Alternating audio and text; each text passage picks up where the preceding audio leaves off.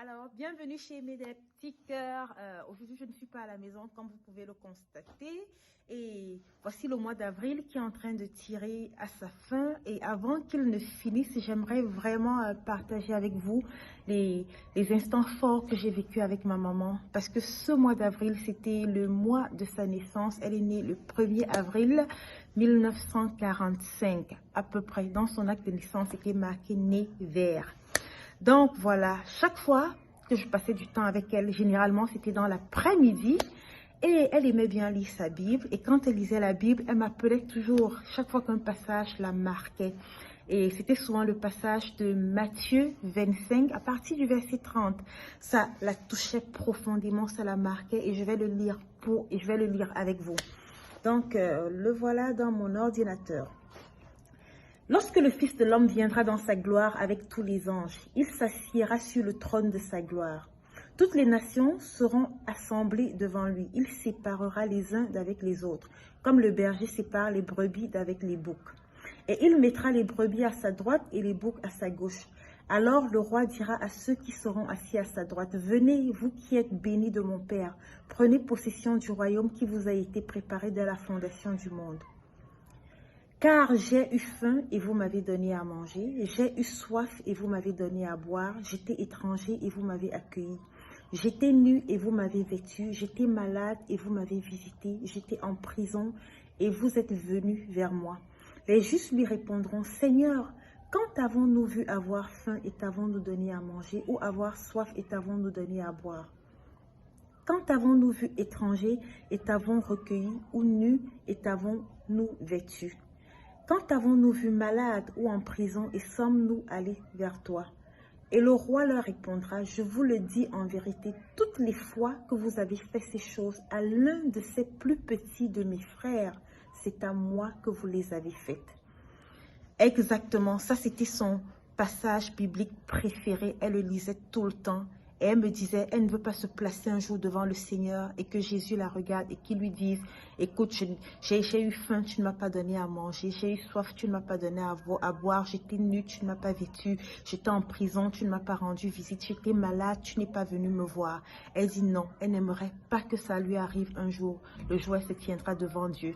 Et c'est pour cela qu'elle aimait toujours être prête à aider ceux qui étaient dans le besoin, et même par anticipation, même quand quelqu'un n'était pas dans le besoin et qu'elle pouvait anticiper un manque dans la vie de la personne, elle était toujours au devant de la scène pour être celle-là qui va agir afin de se préparer, se prémunir, se prévaloir une place de choix dans le royaume des cieux. Ça m'a beaucoup touchée, et c'est pour cette raison que voilà, certains ont dit les bienfaits de maman Jeannette. Il y en avait tellement qu'on pouvait énumérer. Et pour cela, je ne veux pas que sa mémoire meure.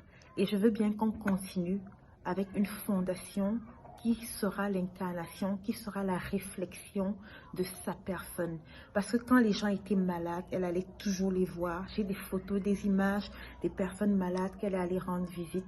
Quand les gens n'avaient pas d'habits, ou avaient faim, ou avaient soif, elle était toujours là pour leur donner de quoi manger. Elle était toujours là pour les vêtir. Et quand ceux qui étaient en prison, elle a eu une grande influence, un impact considérable dans les prisons au Cameroun, à Bafia, à Yaoundé. Je me souviens, elle investissait de son argent, de son temps, de son énergie, de sa force pour préparer et donner à manger aux personnes qui étaient incarcérées. C'est pour cela que j'ai voulu partager ce témoignage avec vous. C'est bien, la Bible dit que qu'un autre te loue et non ta propre bouche. Je n'ai jamais voulu vraiment parler de des bienfaits de ma maman, mais je ne peux m'empêcher de le faire, surtout en ce mois d'avril qui me rappelle sa date d'anniversaire. Je l'ai dit à plusieurs reprises, elle aimait beaucoup fêter son anniversaire parce que c'était une occasion pour elle de faire à manger et de donner aux gens. quand elle a eu ses 70 ans, elle a aussi voulu voir ce que les gens allaient lui donner. Et elle a invité les gens et elle a dit, venez avec quelque chose pour moi. Et elle m'a reporté que les gens étaient venus avec beaucoup de choses. Elle m'a dit comment des cousins étaient venus avec des oranges, ceux qui ne pouvaient même pas, des cousins célibataires et jeunes qui n'avaient pas le sens de faire à manger. Ils avaient quand même acheté des mambo et ça lui a énormément fait plaisir que les gens soient venus la voir avec quelque chose dans les mains. Alors, je vais clôturer, je vais conclure en disant ceci. Maman Jeannette, elle laisse un grand vide dans nos cœurs, mais ce qu'elle a commencé, le grand travail qu'elle a commencé ne va pas s'arrêter. Nous allons porter le flambeau, nous allons continuer et nous allons honorer sa mémoire.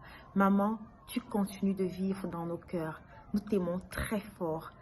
Et je sais que tu es avec ton Créateur parce que tu as toujours aimé, tu as toujours voulu être à côté de lui. C'est pour ça que lorsqu'une personne était sans abri, tu lui offrais un logement. Lorsqu'elle avait faim, tu lui offrais à manger. Lorsqu'elle avait soif, tu lui offrais à boire. Lorsqu'elle était sans vêtements, tu lui offrais des vêtements. Et par-dessus toute chose, tu as obéi à l'évangile de notre Seigneur Jésus, qui est la mort, l'enterrement et la résurrection de Christ. C'est-à-dire, tu t'es repenti de tes péchés, tu t'es fait baptiser au nom de Jésus-Christ pour le pardon de tes péchés et tu as reçu le Saint-Esprit. J'étais là, je l'ai témoigné, je l'ai vu. Je t'ai vu grandir dans le Seigneur, je t'ai vu grandir dans l'amour de Dieu, je t'ai vu grandir dans l'évangélisation, je t'ai vu grandir dans l'humilité et je t'ai vu grandir dans le pardon et l'amour du prochain. Alors, que Dieu